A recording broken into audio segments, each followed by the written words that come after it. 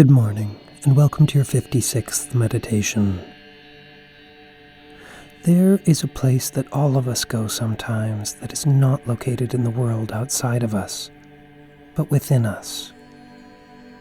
Indeed, it can make the external world feel alien to us, or even hostile.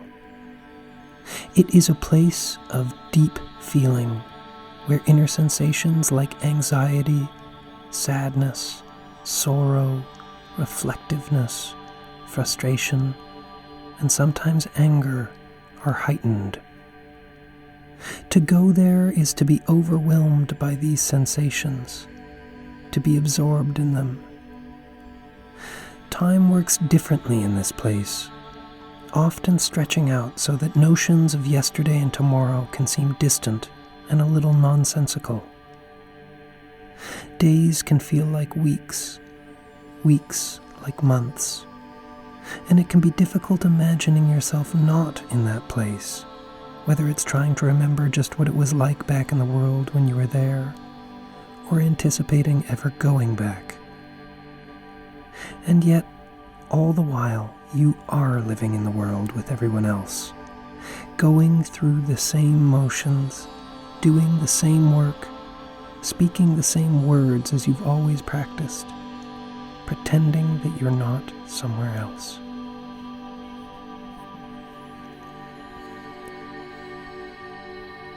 There's no doubt, going to that place is hard. It makes everything in normal life hard. A task as simple as getting groceries can feel Sisyphean. The need to get out of bed can feel like a punishment. But taking that trip, though we rarely elect to do it, is invaluable. First off, there's the cliché that the rough times can act as a kind of foil for the good times, providing us with a point of contrast to illuminate how truly good the good times are. This is absolutely true, if a little simplistic.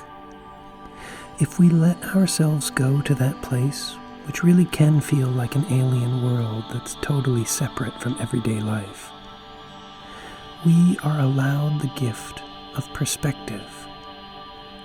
We can gaze upon the swing, tramp, and trudge, as Virginia Woolf put it, from a critical distance, temporarily free of the illusions that we all regularly, cooperatively uphold. The illusions of self-importance, of the meaning of status, wealth, markets, nations, etc. And to be in a place where the immense power of these illusions can't reach you, if only for a moment, is to be in a position of empowerment. There's also beauty there. There is a richness and profundity in the feeling you're able to experience absent the regular controls of the ego. Finally, and somewhat counterintuitively, going to this place can actually bring you closer to others. To be there is a deeply personal and introspective experience.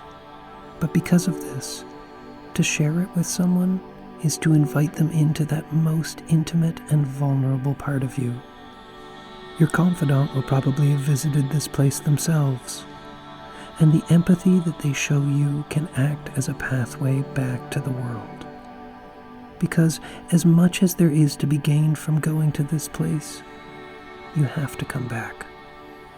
And it's when you do return that the lessons you've learned from being away become most valuable. Keep it up. You're doing great. Have a wonderful day. This podcast was brought to you by Odium.